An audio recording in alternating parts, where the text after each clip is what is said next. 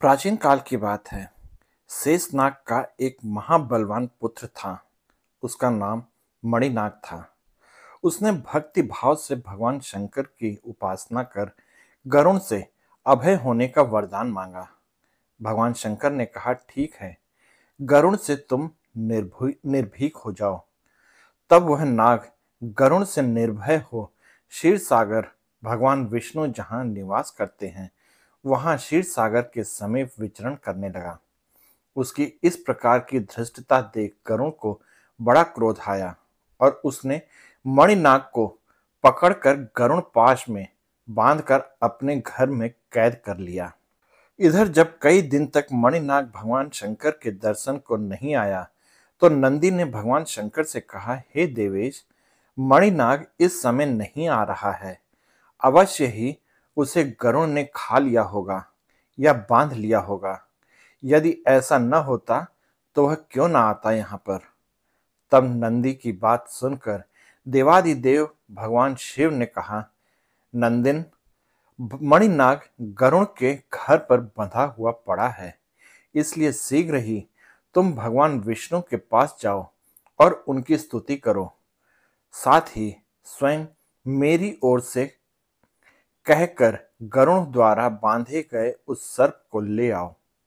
अपने स्वामी भगवान शिव का वचन सुनकर नंदी ने लक्ष्मीपति भगवान विष्णु के पास जाकर उनकी स्तुति की और उनसे भगवान शंकर का संदेश कहा। भगवान शंकर का संदेश और नंदी की स्तुति सुनकर नारायण विष्णु बड़े प्रसन्न हुए। उन्होंने गरुण से कहा, हे वैंतेय, तुम मेरे कहने से मणिनाग को बंधन मुक्त कर नंदी को सौंप दो। यह सुनकर गरुण क्रोधित हो गया। अहंकार में आकर बोला कि स्वामी जन अपने भृत्यों को पुरस्कार देते हैं और एक आप हैं जो मेरे द्वारा प्राप्त वस्तु को भी हर लेना चाहते हैं।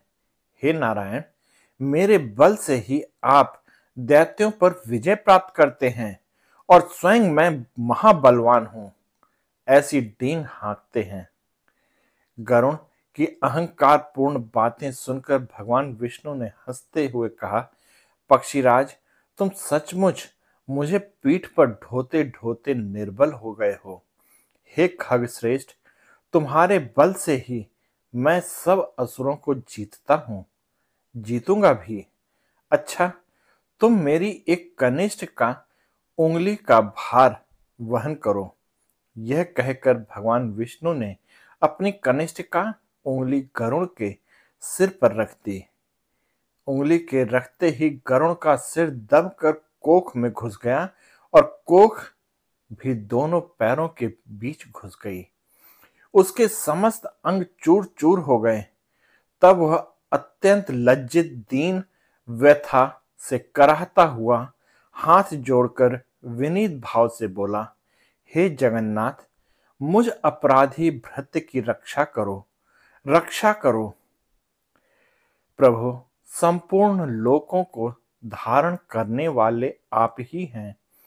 हे पुत्र वत्सल, हे जगन्माता, मुझ दीन दुखी बालक की रक्षा करो। यह कहकर गरुण ने भगवान की प्रार्थना की।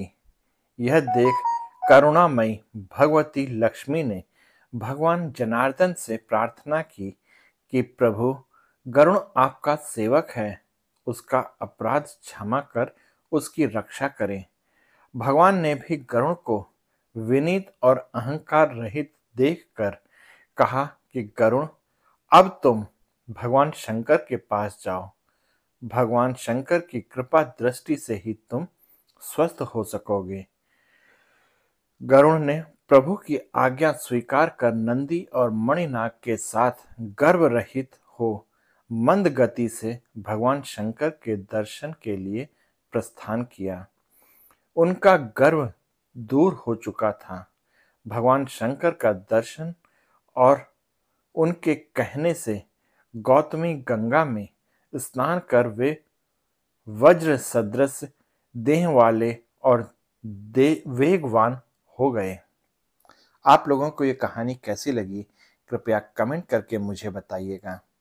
साथ ही आप लोग इस कहानी में मेरे साथ बने रहे, इसके लिए आप सबका हृदय से बहुत बहुत धन्यवाद। और जय हिंद दोस्तों।